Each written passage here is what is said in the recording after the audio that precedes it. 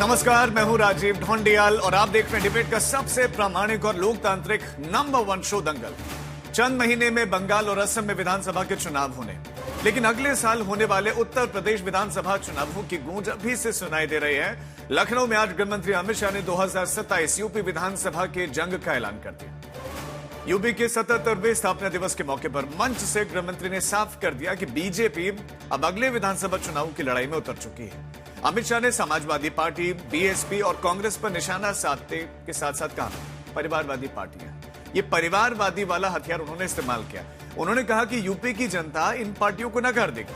उन्होंने दावा किया कि यूपी में बीजेपी की सरकार फिर से बनेगी, लेकिन राजनीति में हर दावे के साथ सवाल भी खड़े होते हैं। समाजवादी पार्टी मिशन 2027 की तैयारियों में जुटी हुई है। अखिलेश यादव ने सांसदों के साथ बैठक करके संगठन, गठबंधन और पीडीए वाली रणनीति पर फोकस बढ़ाया है। बीएसपी अकेले चुनाव लड़ने का ऐलान कर चुकी है और कांग्रेस सरकार से जुड़े हुए मुद्दों को लेकर लगातार हमलावर। यूपी की सियासत अब कार्यक्रमों से आगे निकल चुकी है। अब हर मंच, हर बयान और हर तस्वीर सीधे 2027 की ओर इशारा कर रहे हैं। तो दंगल में सवाल यह कि क्या 2027 का चुनाव विकास पर होगा या परिवारवाद पर? क्या यूपी की जनता को योगी मॉडल पर भरोसा है या फिर 2017 से पहली बार जो है राज्य चाहती है कि पहले वाली ही सरकार चाहती है यूपी की जनता? कांग्रेस और बीएसपी भी दूसरी तरफ ताल ठोक रहे हैं। हालांकि लगभग 1 साल बचा है जब यूपी चुनाव का काउंटडाउन बाकी है और आज सभी सवालों का होगा हिसाब किताब। लेकिन सबसे पहले आपको दिखाते हैं हमारे खास रिपोर्ट।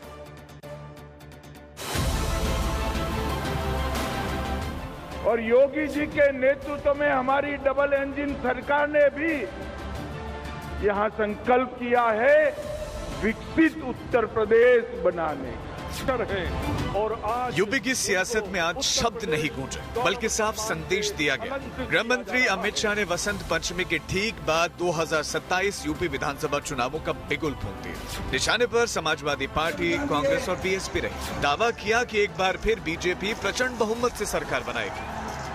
परिवारवादी पार्टियां, चाहे कांग्रेस हो, सपा हो, बसपा हो, इस देश का, उत्तर प्रदेश का कल्याण नहीं कर सकती।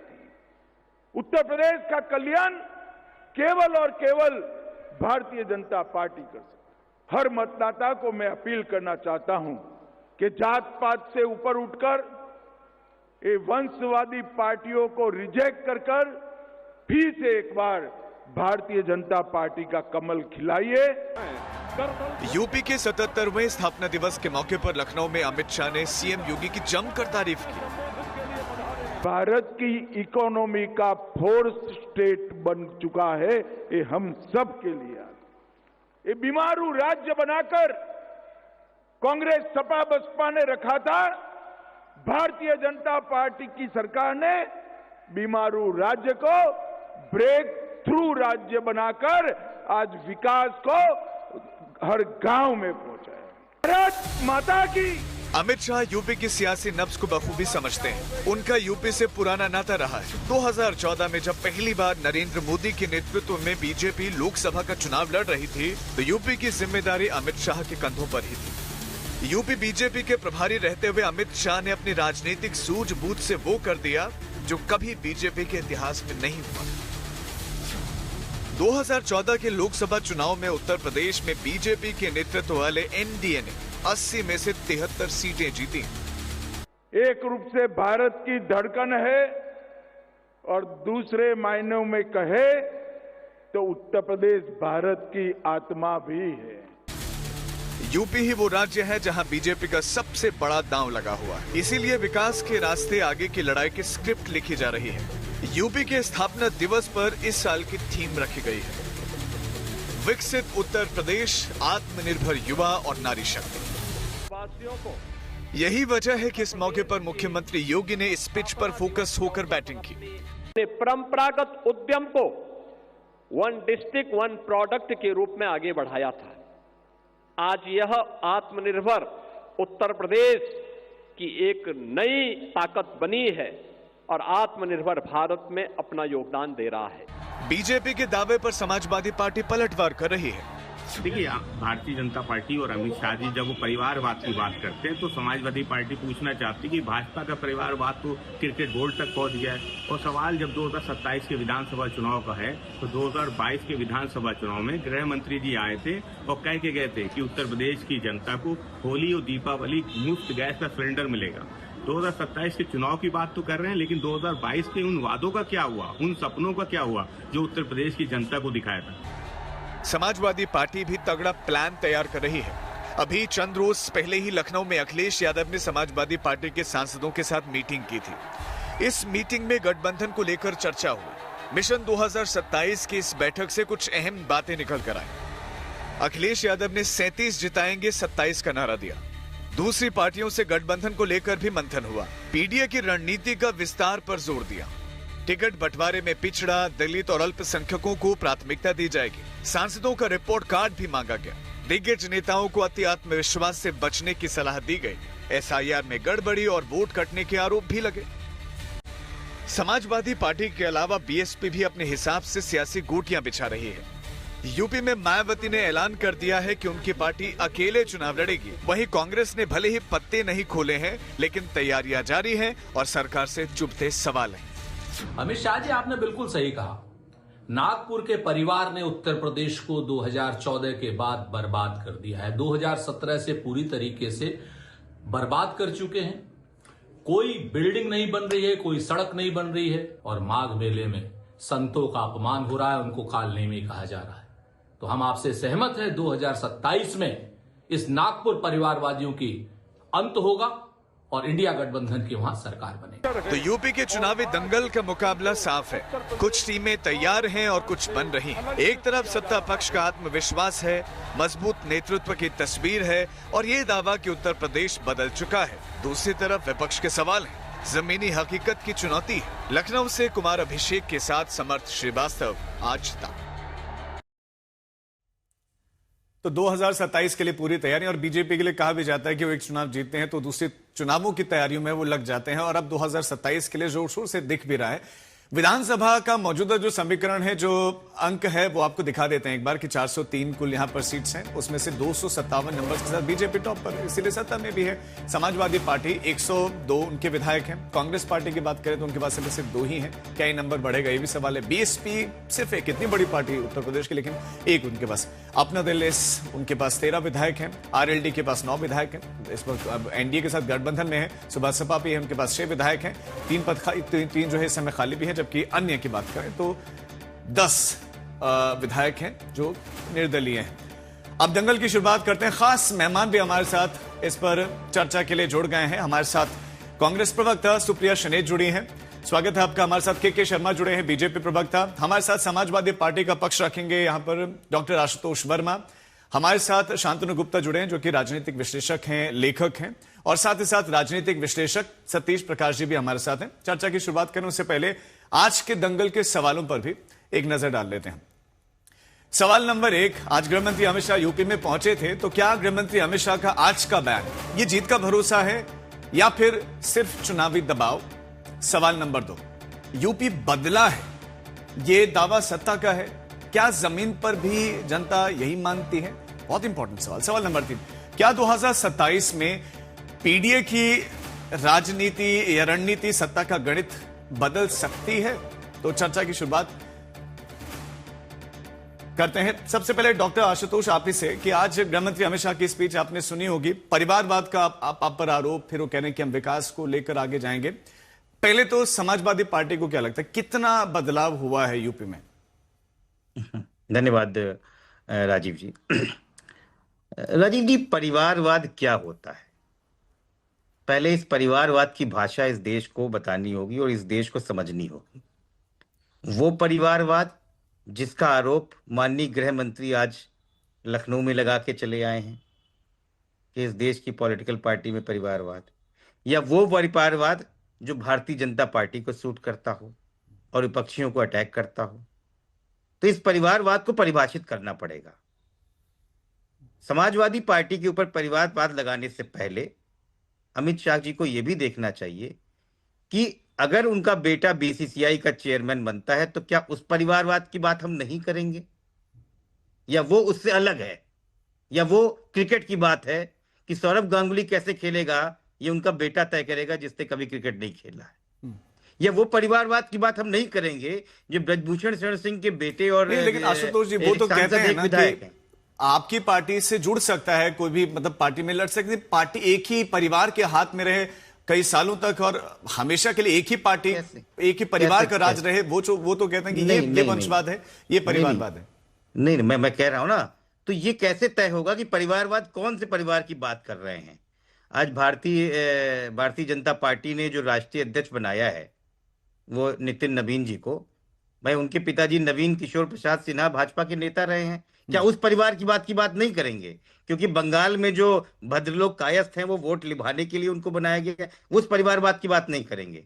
या राजनाथ सिंह के लड़के में इतनी क्वालिटी थी कि वो गाजियाबाद के लगातार विधायक बन जाए और टिकट भी ना कटे, ये परिवारवाद नहीं करेंगे। तो परिवारवाद को कैसे परिभाषित करना है पहले गृह मंत्री ये बताएं। तो अपने सुविधा अनुसार परिवारवाद अगर चलाएंगे तो ये देश की जनता को नहीं, महाराज जी मेरी बात कीजिए, मेरी बात पूरी होने दी। ये बात इस देश की जनता को कबूल नहीं है और हाल ही में उत्तर प्रदेश की जनता ने इनको झटका दिया है और समाजवादी पार्टी को इस देश की सबसे बड़ी तीसरी पार्टी और भारतीय जनता पार्टी को 73 से 64 और 64 से 33 पर लाके बता दिया है कि आपकी ये झूठी बातें अब इस देश को मंजूर नहीं है। तो इसलिए परिवारवाद से बोलने से पहले जब आप उंगली उठाते हैं तो 4 उंगली भारतीय जनता पार्टी के ऊपर उठती हैं, उस पर ध्यान रखा जाए। अब उत्तर प्रदेश कहां पहुंच गया है, अगर उसके बारे में आप बात करेंगे तो हम लोग उसकी विस्तृत चर्चा कर सकते हैं। ठीक, अभी सुप्रिया आपका रिएक्शन में चाहूंगा। सुप्रिया, आपकी पार्टी के अध्यक्ष मल्लिकार्जुन खड़गे हैं, लेकिन उसके बावजूद भी आपकी पार्टी पर जो परिवारवाद का आरोप बीजेपी लगाती है, ये वो जो है छूटता क्यों नहीं है ये आरोप आपकी पार्टी से? आपको, आपके दर्शकों को और मेरे फेलो पैनलिस्ट को सबसे पहले तो मेरा नमस्कार। संयोगवश आज मैं लखनऊ में ही हूं और आपका डायरेक्ट सवाल का जवाब देने से पहले मैं यूपी की बात कर लेती हूं। आपने कहा यूपी में लोगों को क्या लगता है, तो यूपी में क्या हो रहा है? यूपी में 2 टर्म योगी जी मुख्यमंत्री रह लेंगे 2027 के चुनाव के पहले तक। आशा है अमित शाह जी और नरेंद्र मोदी जी उनको हटाएंगे नहीं। कितनी रस्साकशी अमित शाह जी और योगी जी में, उस पर मैं ज्यादा चर्चा नहीं करना चाहती, वो बीजेपी का अंदरूनी मामला है, सबको पता है। यूपी में क्या हो रहा है?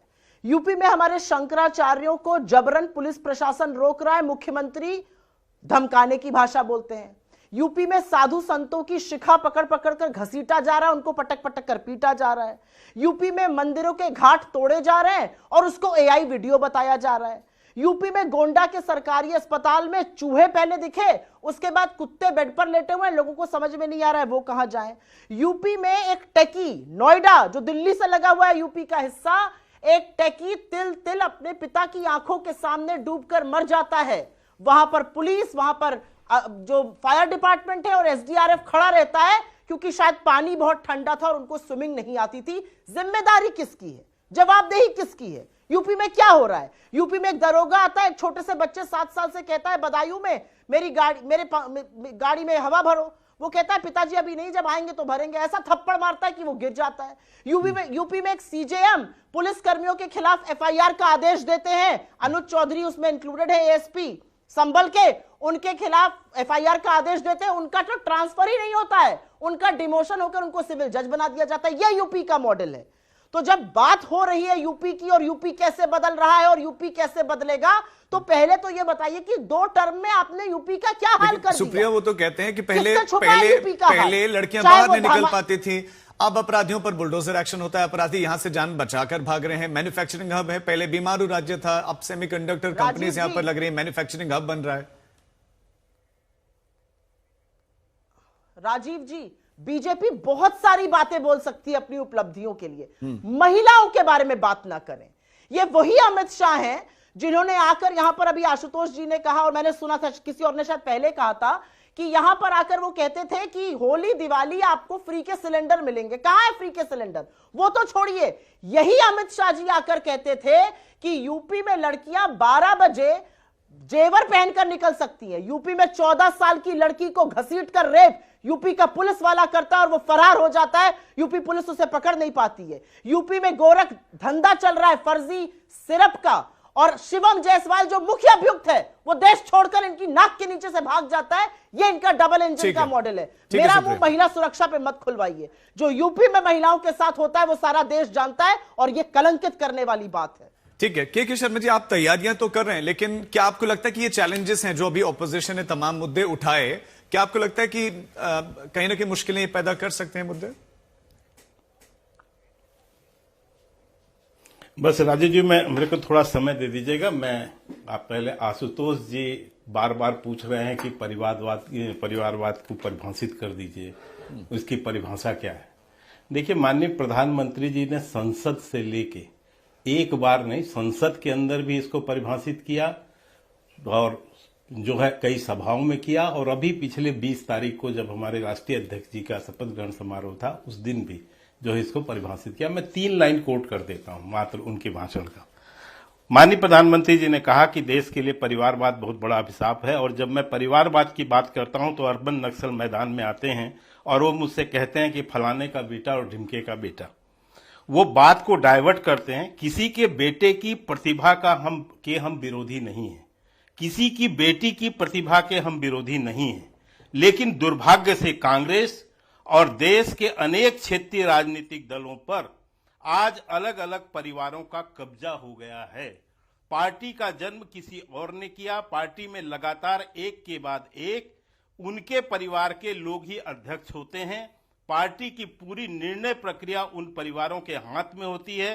पार्टी का कोई भी कार्यकर्ता हो, उसे विचार से कोई लेना देना नहीं, उसको उस परिवार के प्रति समर्पित रहना पड़ता है। ये परिवारवाद खतरनाक है। ये बात वो संसद में भी बोले, कई सभाओं में भी बोले, और अभी भी 20 तारीख को बोले। हमारा किसी परिवार के किसी प्रतिभा से कोई विरोध नहीं है, लेकिन मुलायम सिंह का बेटा यदि मुलायम सिंह मुख्यमंत्री हैं तो उनका बेटा ही मुख्यमंत्री बनेगा। मुलायम सिंह जी राष्ट्रीय अध्यक्ष हैं तो उनका बेटा अखिलेश यादव ही राष्ट्रीय अध्यक्ष बनेगा। सोनिया गांधी राष्ट्रीय अध्यक्ष के शर्मा जी, क्या आपको अखिलेश यादव प्रतिभाशाली नहीं लगते? अखिलेश यादव ने तो बड़ा अच्छा परफॉर्म किया, हाल में लोकसभा चुनाव में भी काफी अच्छी परफॉर्मेंस रही उनकी। नहीं, मैं क्या परफॉर्मेंस है, मैं अभी तो बता रहा हूं आपको। आप ही बता रहे हैं ना, 2 बार उत्तर प्रदेश में तो भाजपा की सरकार बनी है। परफॉर्मेंस पे नहीं है। जब ये बनाए गए राष्ट्रीय अध्यक्ष, एक मिनट, जब ये मुख्यमंत्री बनाए गए 2012 में, आपको पता हो राजीव जी कि ये अखिलेश यादव की जीत नहीं थी, ये मुलायम सिंह जी की जीत थी 2012। उन्होंने विरासत में इनको मुख्यमंत्री का पद दिया था। अखिलेश यादव आज तक अपने नेतृत्व में एक भी विधानसभा का चुनाव नहीं जीते, न 17 का जीते न 22 का जीते। ये सच है। तो ये विरासत पुत्रों का, हमने जो परिवारवाद वंशवाद की बात की है, ये की है कि यदि एक परिवार का, ये जो परिवारवाद है, ये जो वंशवाद है, आपको ऑपोजिशन की पार्टी में दिखता है। आप भी तो ऐसे दलों के साथ इस समय सत्ता चला रहे हैं। आरएलडी के बारे में बताइए, उनके बारे में क्या आपकी राय है? हमारा गठबंधन हमारा क्या है? हम तो विरोध कर रहे हैं, हम तो कह रहे हैं। अब कोई अपना दल कुछ भी निर्णय ले वो ले, लेकिन हमारा विरोध तो वंशवाद के प्रति रहेगा। फिर आपको उनके साथ, आप उनके साथ सत्ता में, आप मतलब यही बात मैंने फिर आपका जो है वंशवाद की राजनीति का विरोध करना भी राजनीति लगता है। सत्ता में ठीक है ना, उनका जो होगा। नहीं सर, वो यदि उन्होंने अपनी पार्टी बनाई है, वो जो भी चलाए, जो कुछ होगा उनको झेलना है। लेकिन क्योंकि इसका निर्णय देश की जनता करेगी। हम तो जनता को जागरूक कर रहे हैं कि एक परिवार का आधिपत्य होगा तो उसी की चाटुकारिता करनी पड़ेगी उसके अंदर, और यही सत्य है। कांग्रेस के अंदर भी वही हालात है। जो गांधी परिवार के विरुद्ध बोल दे वो पार्टी से बाहर है, और जो अखिलेश यादव के विरुद्ध बोल दे वो पार्टी से बाहर है। ठीक है, यही सत्य है। जल्दी से फिर दूसरे मेहमानों के पास आज अखिलेश यादव के परिवार के 5 लोग, अखिलेश यादव विधानसभा के चुनाव जिता नहीं पाए, आते हैं। अखिलेश यादव मुलायम सिंह के परिवार से आते हैं, और कोई यादव क्यों नहीं बन पाया जो है सांसद? उनका जवाब देने दो। ये इसीलिए है कि उसी परिवार को टिकट मिलेगी ना। अरे अब मैं जवाब देता हूं, मैं जवाब दे लीजिए शर्मा जी, जवाब। एक बात और कह देता हूं, इसके बाद, क्योंकि एक आरोप और लगा है विकास का, इसलिए मैं केवल इतना ही कहना चाहता हूं कांग्रेस की प्रवक्ता को।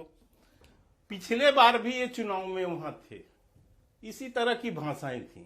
मैंने तो प्रेस कॉन्फ्रेंस एक इनका सुना है, जो है बखिया उघेड़ देंगे भाजपा के लोगों की, बखिया उघेड़ देंगे।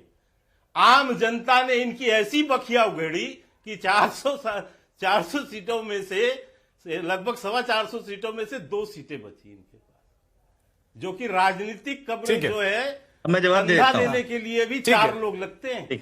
ठीक है, आप 2 विधायक जीत राजीव जी मैं जवाब दे, ठीक है, आप उनको जवाब दीजिए। जब जवाब इनको यही हाल इस बार भी होना है ना। आपके पास आशुतोष का रिएक्शन ले लेता हूं, फिर आपसे रिएक्शन। मैं राजीव जी जवाब दे। नहीं, देखिए, भारतीय जनता पार्टी के प्रवक्ता ने बोला कि प्रतिभाओं की मेरे खिलाफ, मैं किसी के खिलाफ नहीं बोलता हूं। हम तो जानते ही हैं कि अमित शाह के बेटे 2 वर्ल्ड कप हिंदुस्तान को दिलाने के बाद उन्होंने लगातार काउंटीज खेलते रहे और जीतते रहे, उसके बाद बीसीसीआई के चेयरमैन बने। उनकी प्रतिभाओं से किसी को डर नहीं, इसमें बिल्कुल डरने की बात नहीं है। और भाई साहब, आपने उत्तर प्रदेश को अध्यक्ष बनाया या किसी के राष्ट्रीय अध्यक्ष को बनाया? आपके वहां पर्ची सिस्टम चलती है। जब समाजवादी पार्टी के प्रदेश अध्यक्ष अखिलेश यादव बने, उसके समय 2 बार के सांसद हो चुके थे। जब मुख्यमंत्री बने तो 2 बार के ऊपर के सांसद अपना कर चुके थे और सांसद सबसे अच्छा अवार्ड पा चुके थे।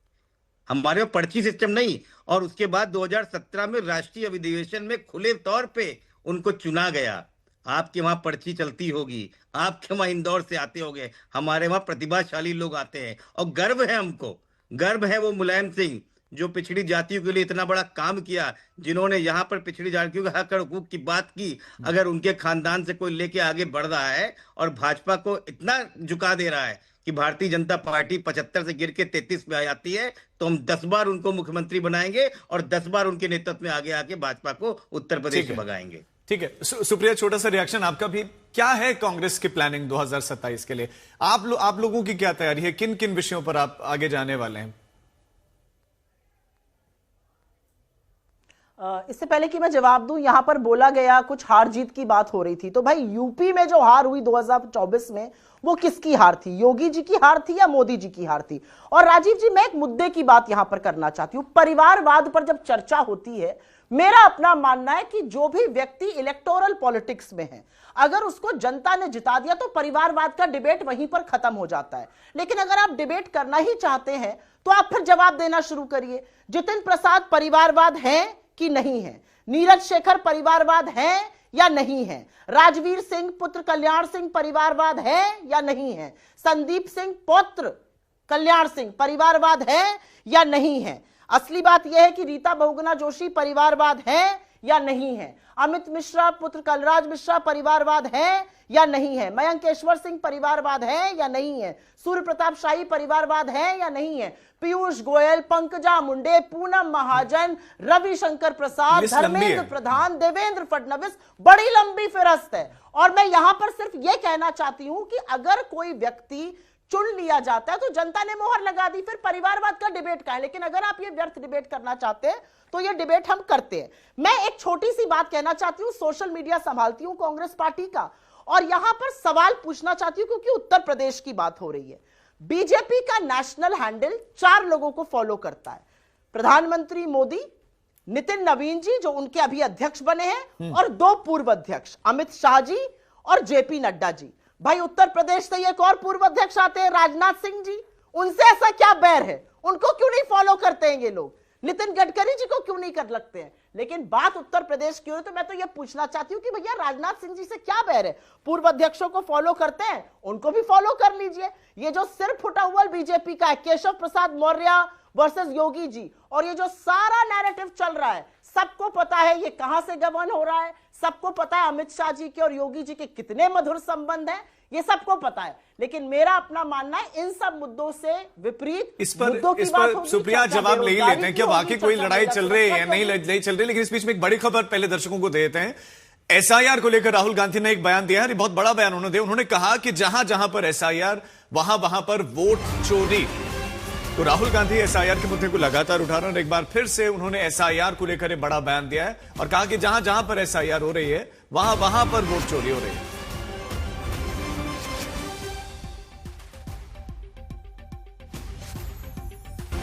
वोट चोरी का मुद्दा लगातार, और राहुल गांधी ने कहा कि कांग्रेस समर्थक बूथों के वोट काटे गए हैं, एसआईआर के माध्यम से वोट काटे जा रहे हैं। जहां बीजेपी को अपनी हार दिखती है वहां से मतदाता गायब, वो सूची गायब, कांग्रेस वोटर गायब। और गुजरात में तो सुनियोजित और संगठित वोट चोरी हो रही है, राहुल गांधी कह रहे हैं। और गुजरात में सुनियोजित तरीके से हुआ है, तो एसआईआर का मकसद यही है, वोट चोरी करवाना। चलिए अब इस पर भी रिएक्शन लेते हैं। के शर्मा जी, जो सुप्रिया ने जो आरोप लगाए थे और फिर कांग्रेस का वोट चोरी का मुद्दा भी है। आवाज नहीं आ रही है, फोन करिए। ठीक है सुप्रिया, ठीक करवाते हैं। मैं एक मिनट देखिए, मैं राजीव जी मैं पुनः माननीय प्रधानमंत्री जी के उस एक लाइन को मात्र दोहराता हूं, जिसको कि यहां पर उस मुद्दे से हटाकर जो है दुनिया भर की बातें की जा रही है। हम जितना नाम इन्होंने गिनाया, हम सबकी प्रति कहते हैं, किसी का पुत्र यदि योग्य है, प्रभावी है और चुनाव जीतता है, जनता मुहर लगाती है तो मान्य है, इसमें कोई दो मत नहीं। लेकिन यहां प्रश्न दूसरा है। यहां प्रश्न जो माननीय प्रधानमंत्री जी ने कहा कि एक ही परिवार के लोग ही अध्यक्ष होते हैं, पार्टी की पूरी निर्णय प्रक्रिया उस परिवार के हाथ में होती है। यह है परिवारवाद, यह है वंशवाद। कोई जनता यदि चुनता है किसी के बेटे को, यदि कोई चुनाव लड़ता है, डॉक्टर का बेटा डॉक्टर बने, इंजीनियर का बेटा इंजीनियर बने, नेता का बेटा नेता बने, किसको आपत्ति है? कोई आपत्ति नहीं है। लेकिन राजनीतिक दल के राष्ट्रीय अध्यक्ष एक परिवार के हाथ में हो, एक ही परिवार कमान करे, एक ही परिवार का खानदान। के शर्मा जी, ये परिभाषा आप दे चुके हैं, लेकिन जो सुप्रिया सवाल उठा रही हैं, आज हमें तो गृहमंत्री अमित शाह, मुख्यमंत्री योगी एक साथ दिखाई दिए, लेकिन ये बताइए, वो कह रहे हैं तकरार चल रही है आपस में, सर उठावल है आपके पार्टी में। हाँ राजू जी, मुझे अपनी बात तो पूरी करने दीजिए। बोलिए। मैं एक बात पूरी कर लूं, फिर आप बुलवा लीजिए। मैं इतना ही कहता हूं, मैं इतना ही बस कह रहा हूं। दूसरी बात मैं इतना ही बताना चाहता हूं कि यहां सभी विद्वान पैनलिस्ट बैठे हैं। अभी 2024 की बात कर रहे थे। 2024 में आम चुनाव हुए, पूरे देश का चुनाव था। तो राजीव जी, पूरे देश में एक स्पेसिफिक यदि आप उत्तर प्रदेश को लेकर ये कहें कि भाजपा हार गई, तो इससे ज्यादा राजनीतिक दिवालियापन हो ही नहीं सकता। ऐसे तो इतने कई राज्य हैं जहां कांग्रेस खाता नहीं खोल पाई है, 0 सीट पे है। बड़े बड़े राज्यों में 1-1 सीट पर है, और समाजवादी पार्टी का तो लेना देना नहीं है उन राज्यों से।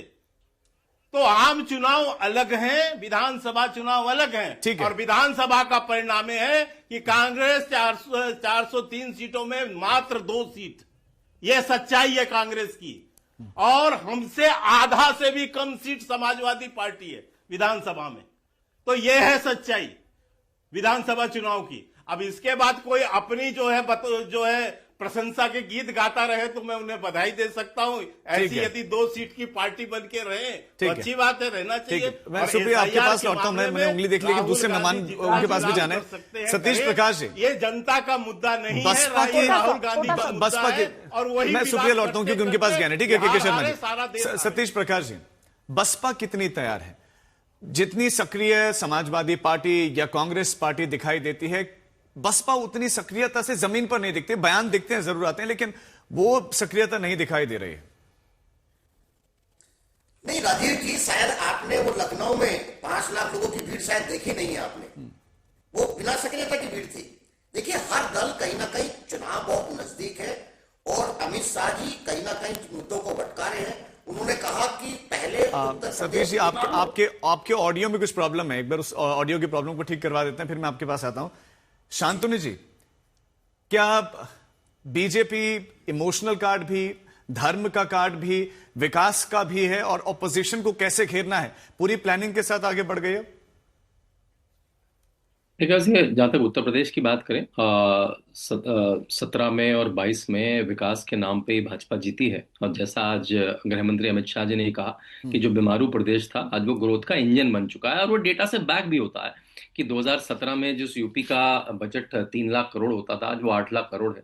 जो डेफिसिट स्टेट होता था आज वो सरप्लस स्टेट है। हमारी जो जीएसडीपी होती है, स्टेट की जो जीडीपी होती है, 2017 में करीब 12 करोड़ थी, 12 लाख करोड़ थी, अभी वो 30 लाख करोड़। और ऐसे में जितने आंकड़े दे सकता हूं कि कैसे पर कैपिटा इनकम 46,000 थी, अब वो करीब 1.25 लाख से ज्यादा है। अनएम्प्लॉयमेंट रेशियो 19% था, अब वो 3% से कम है। ईज ऑफ डूइंग बिजनेस में हम 14 रैंक हुआ करती थी, हम 2nd रैंक पे हैं। मतलब पहले माफिया सबमिट हुआ करती थी हमारे यहाँ, माफिया हर जिले का एक माफिया था, 1 डिस्ट्रिक्ट वन माफिया, कि नोएडा में है तो किडनैपिंग होगी, मेरठ में है तो कार चोरी होगी, बुंदेलखंड में है तो सैंड माफिया होगा, प्रयागराज में है तो चीटिंग माफिया होगा, अगर पूर्वांचल में है तो रंगदारी माफिया होगा। अभी 1 डिस्ट्रिक्ट 1 प्रोडक्ट, 1 डिस्ट्रिक्ट 1 डिश, हर जिसकी एक क्या स्वाद की चीज है। तो उत्तर प्रदेश बिल्कुल बदल चुका है। हाल के समय से उत्तर प्रदेश में काफी सारी नेगेटिव खबरें आई, तो आपको लगता है कि ये चुनौतियां पेश करेगा? दोबारा बोलिए एक बार। हाल के समय में बहुत नेगेटिव नकारात्मक खबरें सामने आई हैं, प्रयागराज से लेकर नोएडा से लेकर तमाम दूसरे हिस्सों से। हाँ, देखिए, उत्तर प्रदेश बड़ा राज्य है, 24 करोड़ की जनसंख्या है, अपराध होगा, मैंने अपराध, लेकिन अपराध के बाद होता क्या है? लड़के हैं, गलती हो जाती नहीं, माफिया को मिट्टी में मिला देंगे। ये जो शासन का जो एटीट्यूड है कि पहले अपराध पहले भी होता था, अपराध अब भी होता है, अपराध एक तो पहले कम हो गया।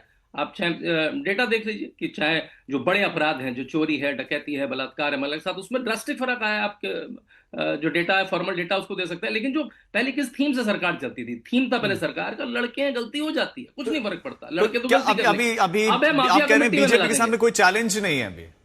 चैलेंज देखिए, पार्टी के पास बिल्कुल चैलेंज रहेगा। जब आप 10 साल क्या चैलेंज रहेगा? देखिए, जो भी आपको सहूलियत है, जो अच्छी सड़कें हैं, वो लगता है ये तो थी हर समय से। जो पेटीएम की सुविधा है, चाहे वो फास्टैग की सुविधा है, चाहे एयरपोर्ट की सुविधा है, अच्छी सुविधाएं से आदमी आम हो जाता है कि अरे ये तो थी मेरे पास हर समय से। तो एक तो भाजपा को, पार्टी को, उसके कार्यकर्ताओं को बताना पड़ेगा कि 10 साल पुराना उत्तर प्रदेश कैसा था। उसमें लड़कियां सड़क पर चल नहीं पड़ती थी, क्या चलता था, बात बात पे कर्फ्यू लगते थे, बात बात पे दंगे होते थे। अपनी बात को बताना और अपने नए मापदंड बनाना, फिर जनता को दिखाना कि अब क्या और हो सकता है। यहाँ से जो पॉलिसी अगर गांव में 800 लोगों को मिली है, तो बचे हुए 200 लोगों को कैसे मिलेगी? 100% पॉलिसीज को कैसे सैचुरेशन करना? तो चैलेंज तो बिल्कुल रहेगा हर समय किसी भी पार्टी के साथ। ठीक है, सुप्रिया, अब आपका रिएक्शन आप इंतजार करे थे। हाँ, सुप्रिया, कांग्रेस पार्टी क्या अपने आप को जमीन पर मजबूत कितनी हुई है, इस बारे में बताएं आप। राजीव जी, सबसे पहले तो डेटा की एक खासियत होती है कि डेटा में इंटरप्रिटेशन नहीं करना पड़ता, डेटा अपने आप बोलता है। यहां पर एक झूठ बोला गया, ये सरप्लस है, आप रेवेन्यू सरप्लस है, फिस्कल डेफिसिट 3% है, 91,400 करोड़ रुपए। फिस्कल डेफिसिट 3% तो बहुत अच्छा नंबर है। 9 लाख करोड़ इनके ऊपर कर्जा है। अच्छा आप प्लीज एक बार चुप रहिए, बीच में मत बोलिए, मैं आपके बीच में नहीं बोल रही थी, आपको इसका मतलब फिस्कल पॉलिसीज की बड़ी कम समझ है। 3% फिस्कल डेफिसिट 91,400 बजट। और अब प्लीज चुप रहिए, आप चुप रहिए और सुनिए मेरी बात। 9 लाख करोड़ रुपया कर्जा कर दिया यूपी गवर्नमेंट ने। और असली बात यह भी है कि उत्तर प्रदेश में ह्यूमन डेवलपमेंट इंडेक्स की बात करते हैं, infant mortality rate 37 out of 1000, highest in the country. Education literacy rate one of the lowest in the country, 67.7% for main. और आगे की बात करते हैं, मैं आंकड़ों में जाने के बजाय आपने कहा धर्म, अगर इतना ही अच्छा चल रहा तो विकास के नाम पर वोट डालिए और वोट मांगिए, धर्म के नाम पर शमशान कब्रिस्तान क्यों करते हैं? लेकिन अब जो आप धर्म पर कर रहे हैं वो आपके लोग भी और आपका वोटर भी समझ रहा है। मैंने कितने ही वीडियो देखे पिछले 72 घंटे में जहां पर बीजेपी का कट्टर वोटर बोल रहा है अब मैं बीजेपी को वोट नहीं दूंगा। अगर साधु संतों की शिखा पकड़ पकड़ कर उनको पीटा जाएगा, अगर शंकराचार्यों को गरियाया जाएगा, अगर उनको पुलिस और प्रशासन की प्रबलता दिखाई जाएगी और मुख्यमंत्री, लेकिन सुप्रिया, अगर इतनी प्रॉब्लम्स हैं भी, लेकिन सवाल यह है कि क्या ऑप्शन के रूप में कांग्रेस उतनी मजबूत है ग्राउंड पर? करने लगे अत्याचार। मेरा अपना मानना है कि इंडिया गठबंधन जो यहां पे है वो बिल्कुल मजबूत है। 37 सीटों से बीजेपी ऐसे ही डाउन नहीं हुई थी। यहां पर कहा गया वो जनरल इलेक्शन था। अरे जनरल इलेक्शन में आप 400 पार करने वाले थे, आपको 240 पर इस देश की जनता ने तब पटकाना जब इंडिया गठबंधन एक साथ खड़ा था, और वही यूपी में भी हुआ, 37 सीट आप डाउन थे। मुझे पूरा विश्वास है कि हम और हमारे घटक दल मिलकर अगली सरकार बनाएंगे, क्योंकि यूपी में मैं फिर से इस बात को कहूंगी, कौन जवाब दे इस बात का कि एक 27 साल का युवराज मेहता डूब गया और उस आज तक कोई जवाब नहीं आया है।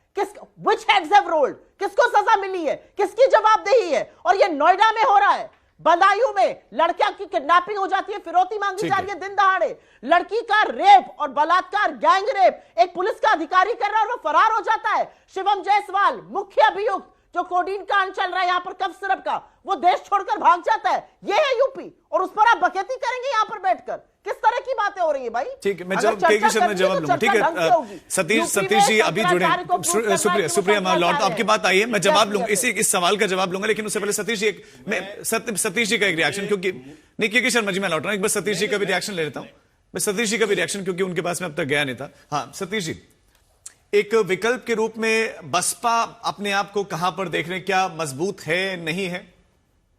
नहीं, देखिए राजीव जी, चीजों को कहीं ना कहीं भटकाया जा रहा है। आज वही 2007 से लेकर के 2012 के बीच में जो बहुजन समाज पार्टी की सरकार चली, उत्तर प्रदेश को एक विकासशील सरकार दी। उत्तर प्रदेश में तमाम बेरोजगारी को लेकर के, क्योंकि जो योगी जी की सरकार है, योगी जी की सरकार ने उत्तर प्रदेश के हर घर में एक बेरोजगार व्यक्ति बैठा दिया है। वैकेंसी आ नहीं रही, आती है तो परीक्षा नहीं होती, परीक्षा होती है तो पेपर आउट हो जाते हैं। एक एक डिग्री कॉलेज के जो नौकरियां हैं वो लगभग 30-30, 35-35 लाख में, और इन्हीं के लोग, क्योंकि एजेंसियां अपराधी तक नहीं पहुंच पा रही, वो सरकार चलाने वाले लोग हैं, वो बाकायदा जहां पेपर छपता है वहां से जाकर के पेपर लाते हैं। कहीं ना कहीं अगर आप दलितों को देखेंगे, सुरक्षा को देखेंगे, इसी मेरठ के अंदर अगर योगी जी की जात का व्यक्ति अपराध कर रहा है, वो आसानी से बच जाएगा, पुलिस उसको फंसा नहीं पाती।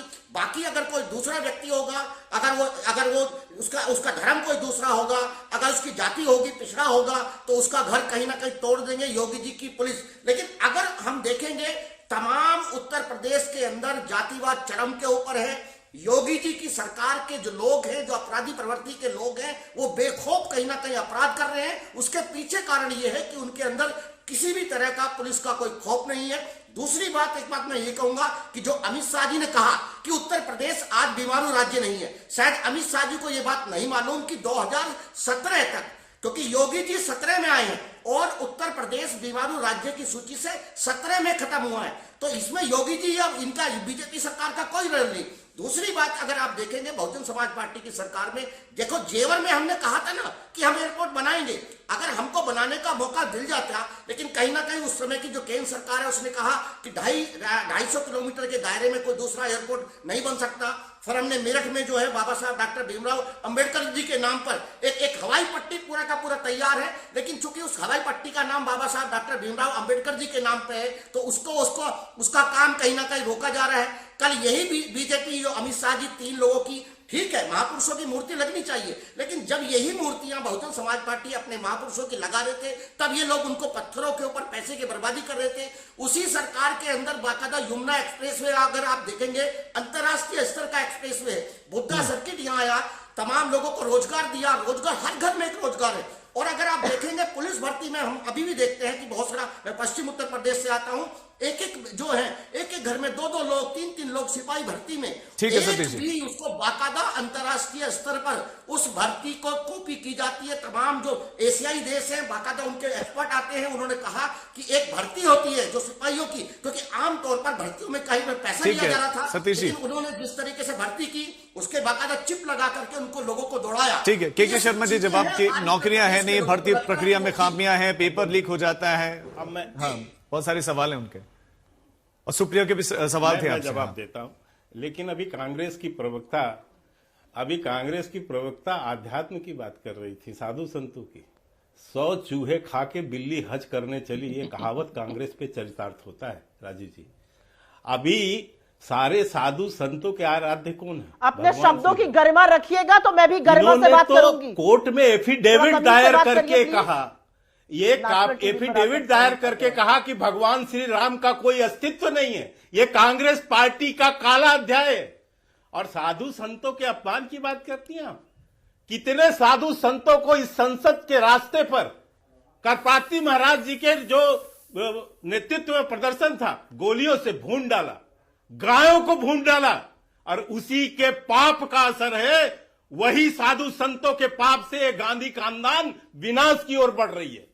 इन साधु संतों की हत्या करने का, इसका भी पाप जो है कांग्रेस पार्टी पर है। आप बैठकर यहां साधु संतों की बात कर रही है। आपने कितना अपमान किया साधु संतों का, आपने कितना अपमान किया सनातन धर्म का जो है कांग्रेस पार्टी ने, और भगवान राम के जो है शर्म नहीं आ रही है शंकराचार्य के लोगों को पीटते हुए, आपने एड़ी चोटी का जोर लगा दिया खींचते हुए, और आप जो है अध्यात्म की बात खंडित करते हुए, शर्म नहीं आ रही है? धर्म के स्वयंभू ठेकेदार यहाँ पर बने बैठे हो, शर्म नहीं आ रही है? शर्म आनी चाहिए और ये बखिया उधेड़ने की बात कहने वाले आपकी बढ़िया उत्तर प्रदेश की सुप्रिया आपको मौका दूंगा। के शर्मा जी 20 सेकंड में अपनी बात समाप्त करिए, फिर सुप्रिया आपका रिएक्शन ले रहा हूँ। 2 सीटों पर आशुतोष जी आपके पास भी 403 में 2 सीट पर खड़ी है, इसके बावजूद इतनी जो है 2 सीट पर तुम भी यही आपकी सच्चाई, बात करना है, यही सत्यता है आप लोगों की। उत्तर प्रदेश की जनता ने को गंजा रहे हैं लोग और बात करते हैं सनातन धर्म की, शर्म नहीं आ रही है? उत्तर प्रदेश साधु संतों को पीट रहे हो, मंदिर तोड़ रहे हो, हमारे मूर्तियां खंडित कर रहे हो, हमारी आस्था के साथ खिलवाड़ कर रहे हो, यहाँ पर बैठ के पान चबाओगे। अपमान करना बंद कर दीजिए और इस तरह से नहीं चलेगा, आपका ढोंग यहाँ नहीं चलेगा, आपका पाखंड नहीं चलेगा। जब चुनाव तब ये जो ढोंगी पाखंडी बन के घूमते हैं ना, आप माला पहन के, ये जनता स्वीकार नहीं करती इन नकली हिंदुओं को। सुप्रिया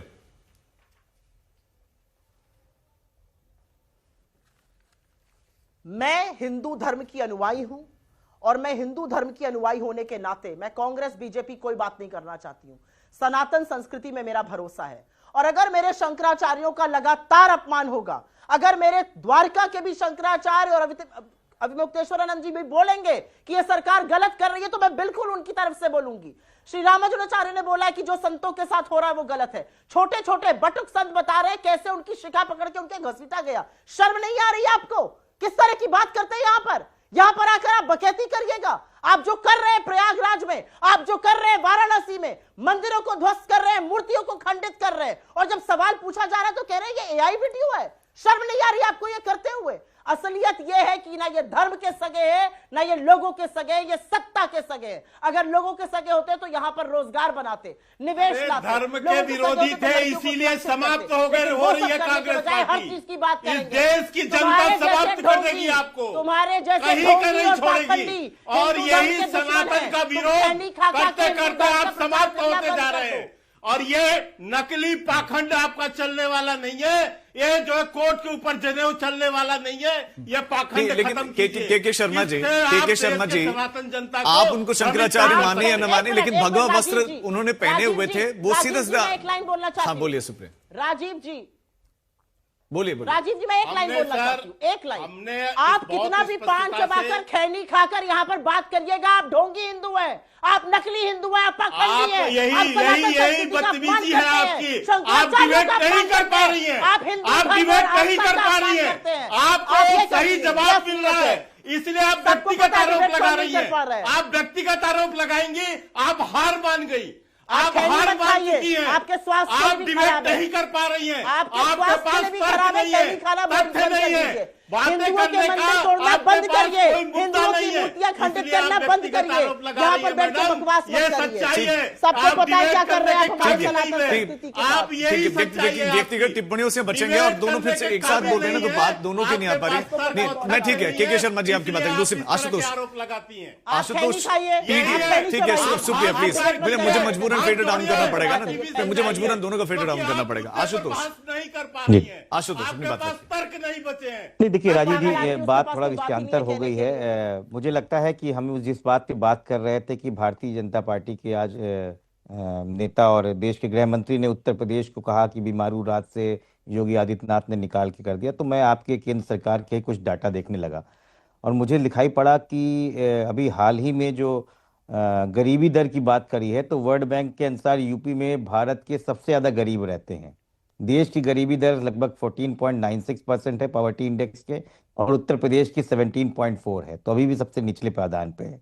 इन्फेंट मॉर्टेलिटी रेट में इंडिया का 25 आ गया है और उत्तर प्रदेश का आज भी 35, 37 से 41 है। और यूनिसेफ ने कहा है कि उत्तर प्रदेश में 3,80,000 बच्चे 5 साल की उम्र से पहले ही मर जाते हैं। ये हालात हैं। लिटरेसी रेट में आज भी बिहार 74, राजस्थान 75, उत्तर प्रदेश 78 नीचे के 3 पायदानों पे है। पीएलएफएस की रिपोर्ट कहती है कि यूपी में सबसे ज्यादा कम साक्षर वाले लोग रहते हैं। जेंडर इक्वलिटी में स्कोर 65.81 है। वर्ल्ड इकोनॉमिक फोरम दवास में ही ये बोला जा रहा है कि भारत की रैंक 131 पे गिर गई है। और शांतनु जो अभी आशुतोष डेटा दे रहे हैं, तो कल्याण तो कहीं नहीं दिख रहा है।